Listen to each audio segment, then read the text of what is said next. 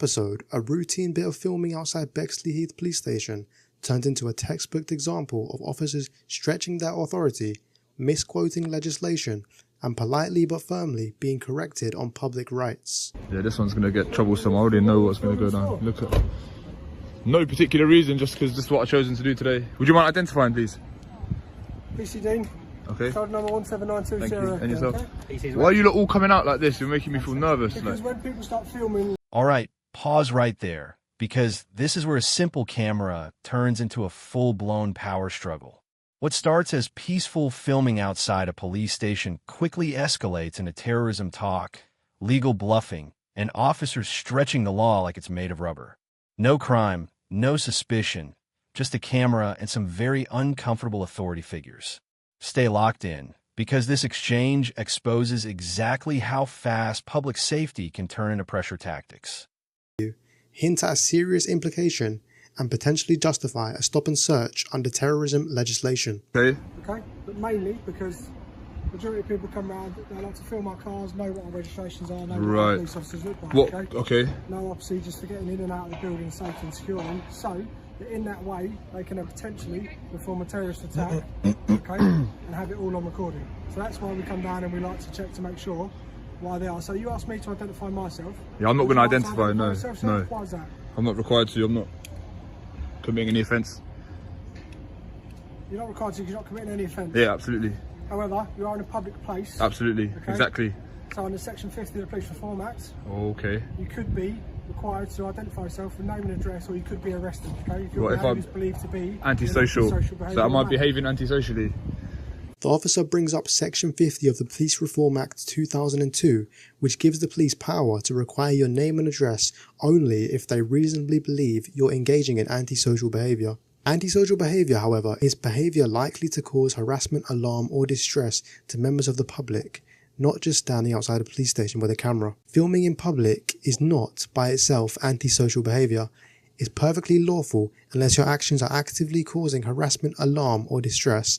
Section 50 does not apply. In this situation, the officer might be trying to pressure or bluff the auditor into providing details. However, mentioning Section 50 without clear grounds can be seen as a misuse of power or an attempt to unlawfully obtain personal information. Filming outside the police does not constitute antisocial behaviour, no. Is that the route we're going to go down? I'm not going to give you my name, I'm not going to give you my name. I wouldn't. This moment right here is critical. You'll notice the officer pivots from terrorism concerns to Section 50, and that's not accidental.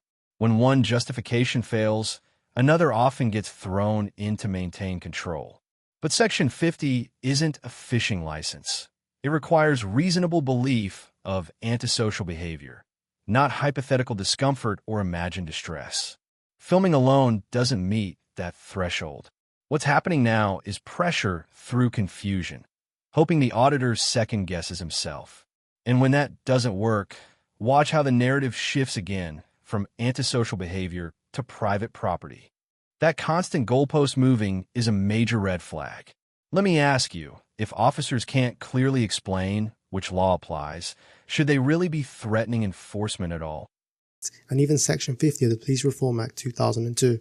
Unless it's marked, fenced off, or has a legal restriction, a pavement directly outside a police station is still a public place. Oh, I'm not. Look, this is a pavement, mate. What are you talking about? I'll tell you what, sir, if you want to be in a private place or a public place, take a step in that pavement. No, I'm good here. I'm good here. I'm good here. So this is not a private place. How is this a private place? Look at where we are. Look. Just so the camera can pick it up, yeah? So if it... So there's your yellow lines. No. You're talking nonsense, mate. You're talking rubbish. And there you are, mate. You're trying to flex jurisdiction. Let's just pack it in. Yes, you are. I will carry on filming. No, I'm not going to step there. So we've got Section 50. So we've got Section 50, and now we're talking about private land. What's next? What's next? So I'm correct in what I'm telling you. No, you're just flexing unnecessarily. Yes, you are. Flex unnecessarily. You're not an issue to me. 179. All right, I'm not an issue. No worries. You are not an issue to me. Good. I have no reason to flex to you. Good. You are not that much of an issue. Good. Then there should be no reason. There should be no concerns about me filming. Then if that's the case. Well, generally there is concerns. Well, you just said that I'm not an issue to you. you're not an issue for me to flex. That means I'm not bothered by you. You're not big, high and mighty, okay? Okay. It's not about me, it's about you. This is about your ego, not about mine.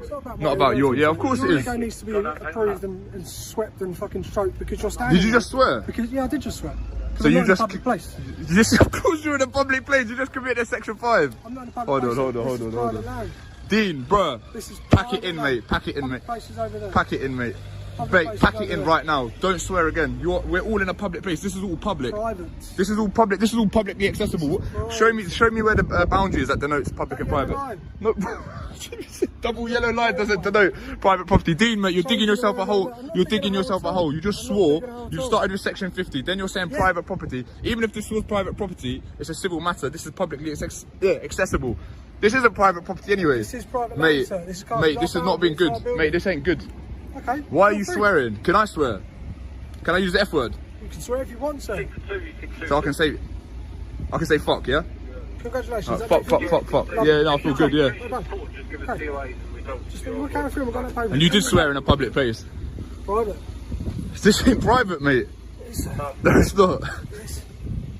You're making yourself look ridiculous. Just go back inside, mate. Alright.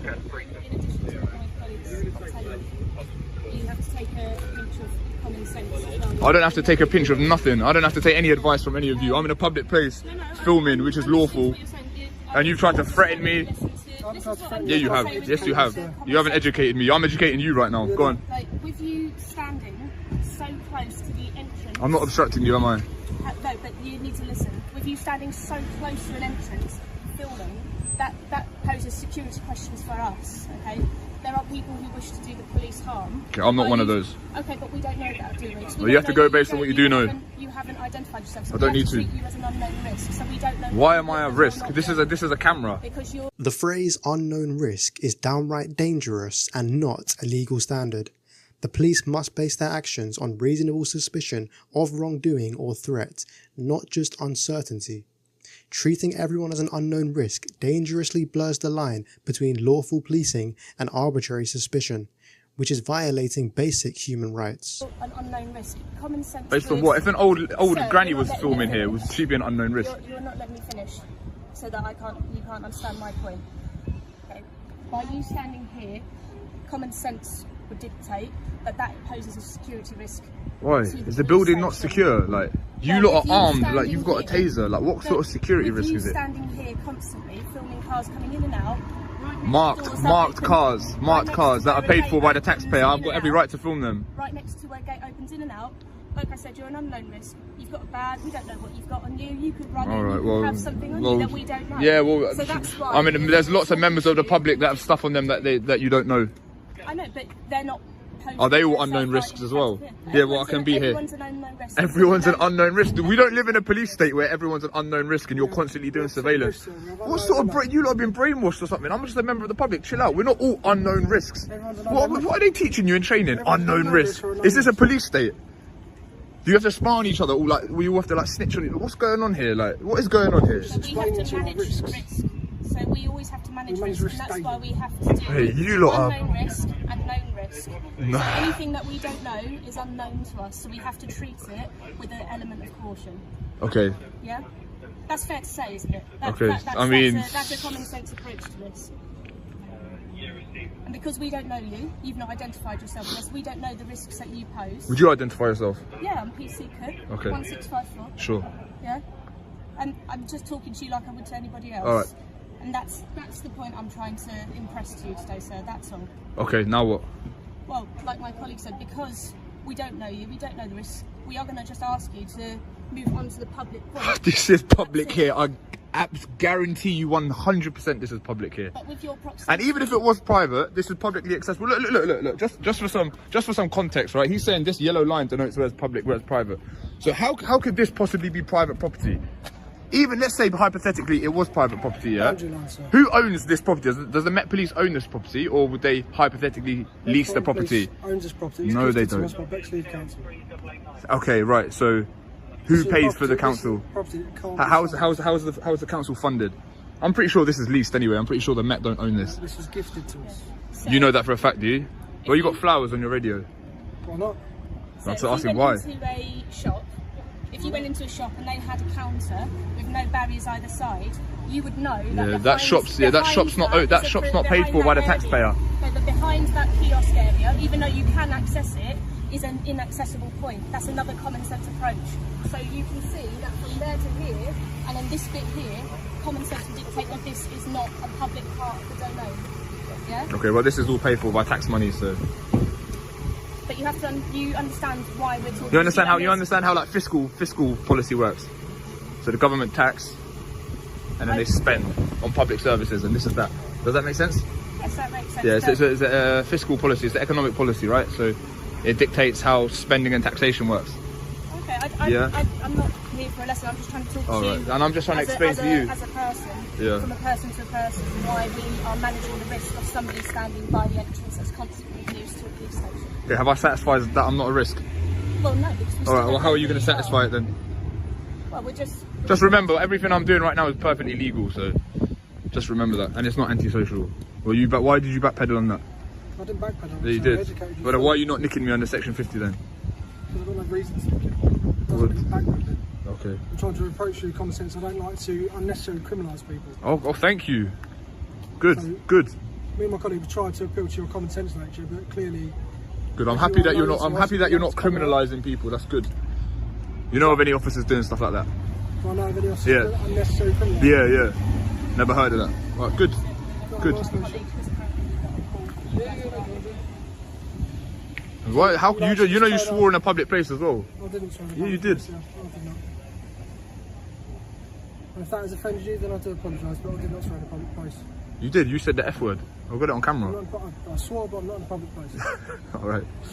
If you say so. Okay. Right, we done? Yeah, you go back your day. All right, you're dismissed. You're dismissed. Go away. So, in this video, the auditor was simply filming outside a police station, a perfectly legal activity in a public space. Despite this, officers repeatedly threatened him with various laws, such as Section 50 of the Police Reform Act, trying to force him to identify. So let's bring this home. Throughout this encounter, the auditor stayed lawful, calm, and informed, while officers repeatedly leaned on vague terms like common sense, unknown risk, and misapplied legislation to justify interference. None of those are legal standards. Policing must be based on reasonable suspicion, not discomfort with being filmed. This footage highlights a broader issue. When officers misunderstand or misuse their powers, public trust takes the hit. Knowing your rights isn't being difficult, it's being protected. And accountability doesn't weaken policing, it strengthens it. If you found this breakdown as intense as we did, hit that like button, share your thoughts in the comments, and don't forget to subscribe for more real-life body cam breakdowns that cut through the noise.